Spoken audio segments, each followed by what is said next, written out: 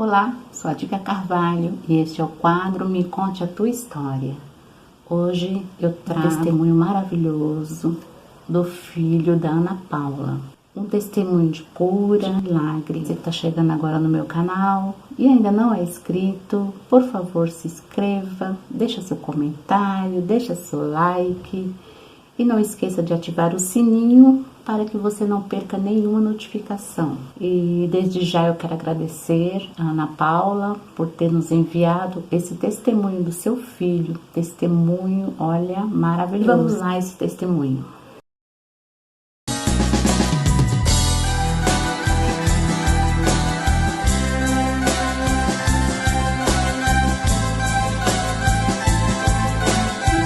Em 2012, meu filho estava com 3 anos de idade.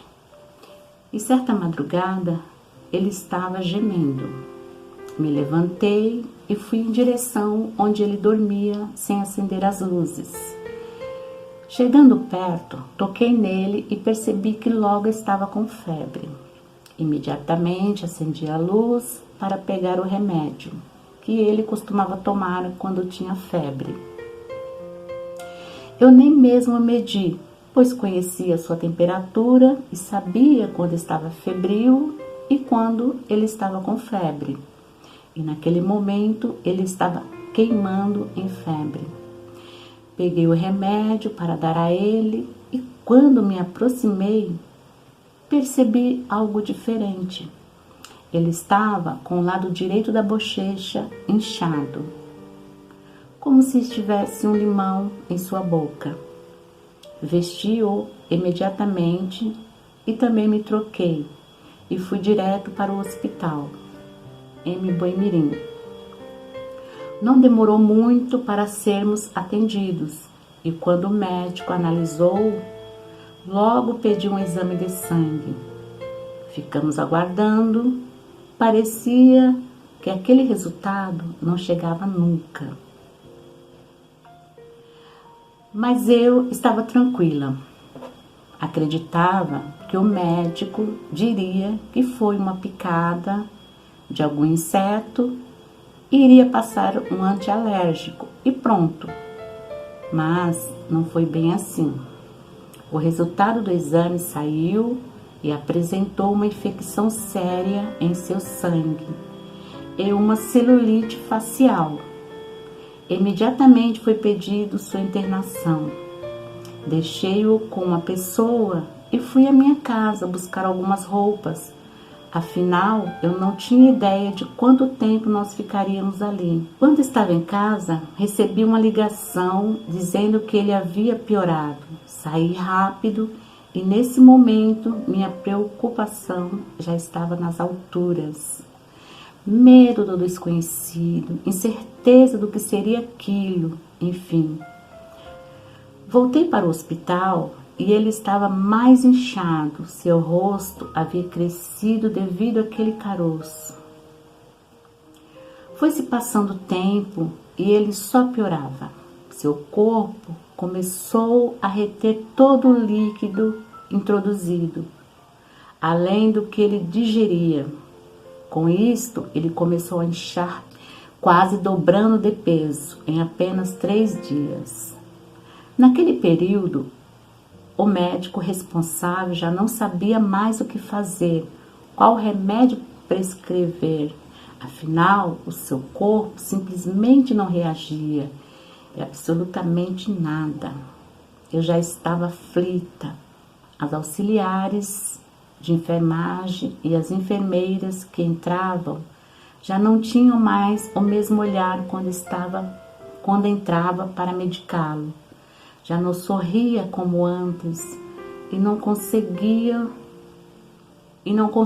esconder suas preocupações e aquilo estava me deixando sem entender. Até que eu novamente fui em minha casa para trocar a roupa e pegar algumas coisinhas para ele.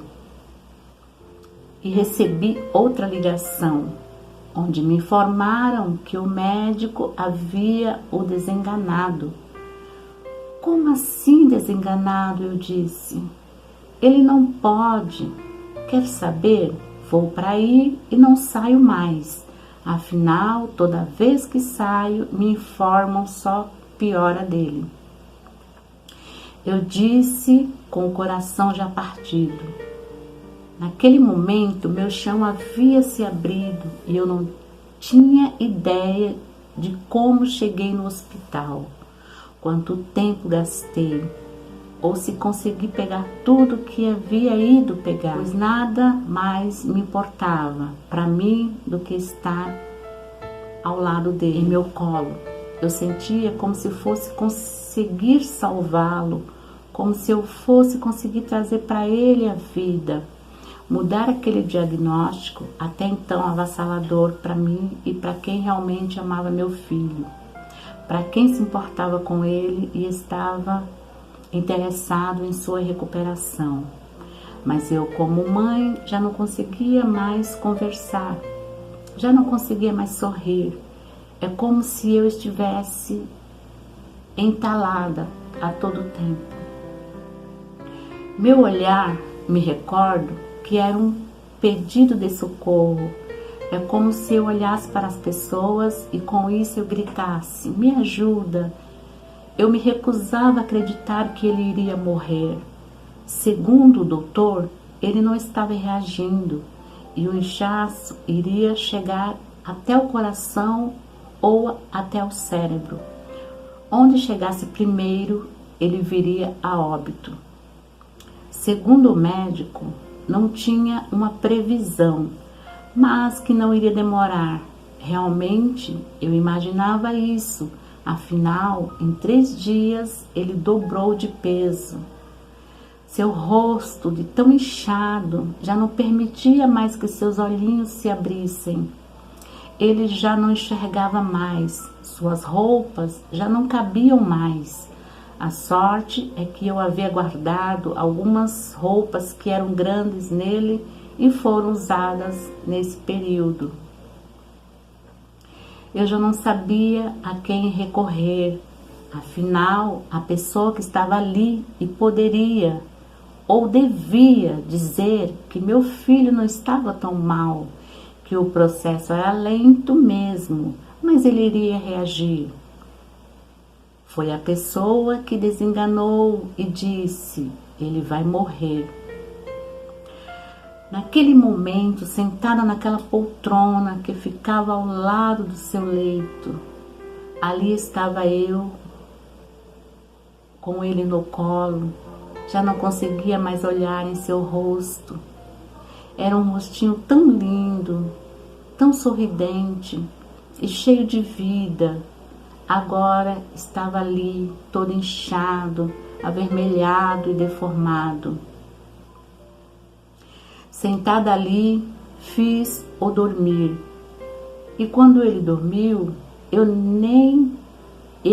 em meio àquele desespero interno, percebi que ninguém poderia me ajudar.